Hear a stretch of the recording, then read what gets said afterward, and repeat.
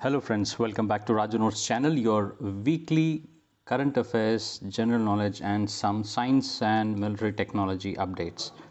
Thank you for being with me, and let's quickly see the current affairs updates for this week, that is from November 7th to November 13th. In continuation with our previous update, Pakistan has now completely lifted the ban on the Islamist group Tehreek-e-Labbaik Party, and it has given it in a name of a national interest. But we all know that the TLP was first the blue-eyed of the ISI. It was pushed into a religious fanatic kind of a group, which was used as a tool by the Pakistani army. Now it is finding, both the administration and the army is finding it difficult to control this organization, and it is supposed to be the same party which was supposed to be designated, or rather it was designated as a terrorist group, has now been again put back into the mainstream. So it is kind of a total failure on part of the Pakistani administration, both in the civil side as well as the army side, wherein the TLP has been, the ban on the TLP has been taken off. Post the Air India being taken over by the Tata groups, there was already speculations that all the central government employees till date were supposed to fly with Air India mandatorily wherever they had to go. That is basically to provide revenue for the airline sector, which was already in large amount of debts. So with this takeover of the Tata, the government of India, that is central government, has probably issued out a notification wherein it has now clarified that it will no longer be mandatory for the government employees to travel by the airlines, and the government employees can wait and see the best and the most economical airline in that particular sector. However, I am yet to see the official order on the subject, but it is better to, till the time you get an order, the central government employees should, I think, travel by Air India, and then once the GO is out, and probably that is when you can shift over to the other airlines.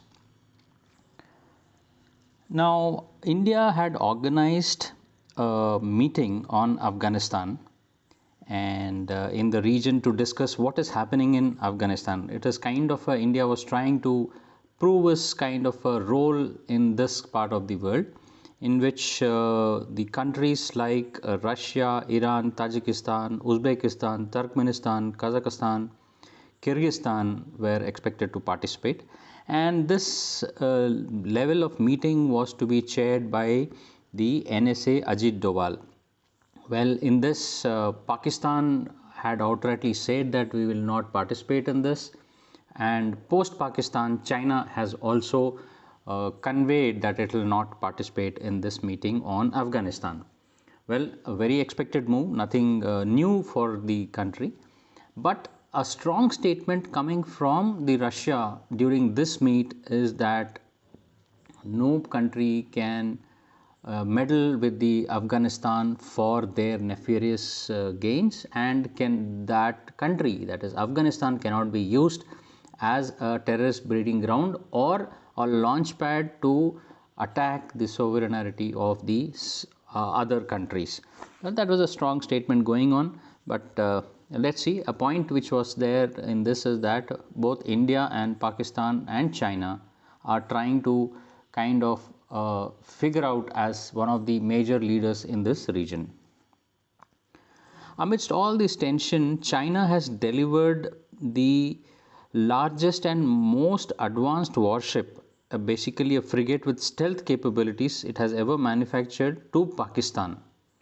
And as per the Chinese media, the Pakistani naval ship, that is Tugril, is the first of the 4 type of 054 frigates which was being constructed for Pakistan exclusively, and it has been handed over to Pakistan. Pakistan has boasted about it, and this ship has presumably has better air defense capabilities and can carry more missiles with a longer range, and obviously Pakistan will boast of it because If you see on the macro level, the Chinese forces need their shipping lanes secure in the Indian Ocean region and in the Arabian Sea.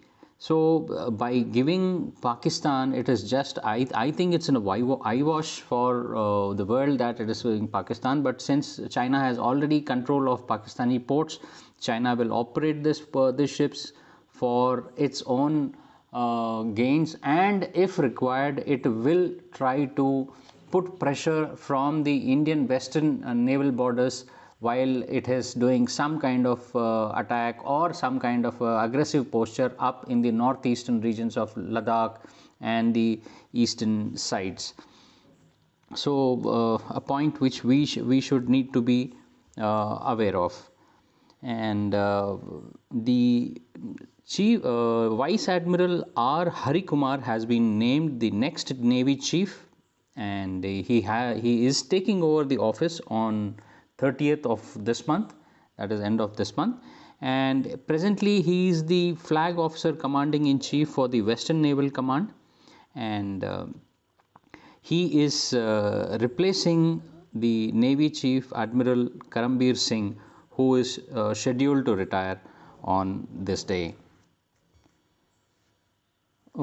Post continuation with the point which we had just discussed about India hosting a meeting for discussions on Afghanistan. Now, Pakistan has hosted its same kind of a meeting to discuss Afghanistan situation, and as of now, US, China, and Russia are meeting this, and the meeting is called as Troika Plus meeting, which will be chaired by the Pakistani Foreign Minister Shah Mahmood Qureshi and the Pakistani NSA Mueed Yusuf.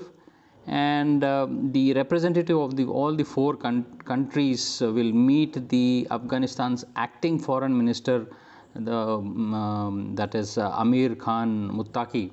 And recently we have seen the ministers of Afghanistan visiting Pakistan, and they being given almost a respect like that of highest dignitaries visiting from the other countries. So the role of Pakistan is always in question mark. Anything which can put Pakistan in some kind of an importance for it to gain money is what Pakistan will do. They will keep playing the Afghanistan card now, and saying that it is the one who will get the stability in Afghanistan, and it will keep asking for the funds, and it will keep draining the countries which will do.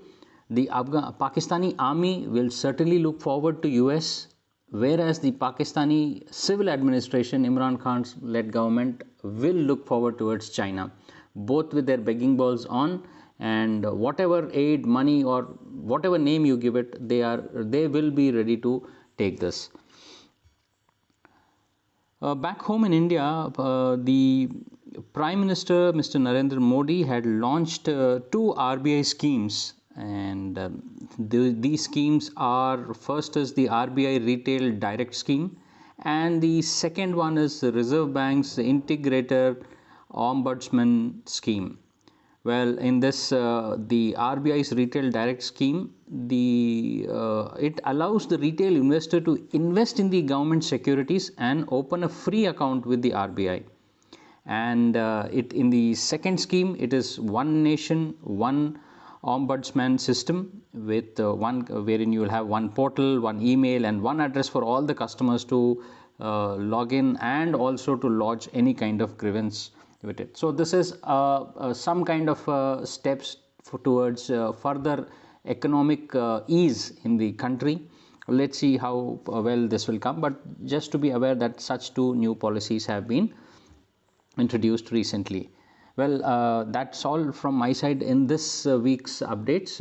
I am really thankful to Mr. Naveen for including my this updates, and he found that my this updates fit for viewers like you, and I'm really thankful to him. You all know that Mr. Naveen makes this very famous Shubhodaya WhatsApp news daily, and he has many platforms wherein he does this free of cost. He is literally doing it for the society, so many people are getting benefited out of his news, what he tirelessly makes for everybody in this country. Rather, he was one of the person whom the entire country looked up when we were all confined to our respective homes. And whatever the efforts of Mr. Naveen and the Shubhodaya News can never be right compensated. I especially thank Mr. Naveen for this privilege what he has given to me by hosting my this thing on to his personal updates. And I please visit Mr. Naveen's YouTube channel, and also do subscribe to his channel. And if you find my channel interesting or of some kind of use, please do spread it to the candidates who are taking UPSC, civils, SSB, Army, Navy, Air Force, and or any kind of a government examination wherein they have to face some kind of an interview. Thank you so much. Stay home, stay blessed. Don't get relaxed by COVID. It is very much there. You all know what is happening in China and Russia. One day we will find something again blowing up. Please take care, use mask, and stay home. Thank you so much. Have a great day.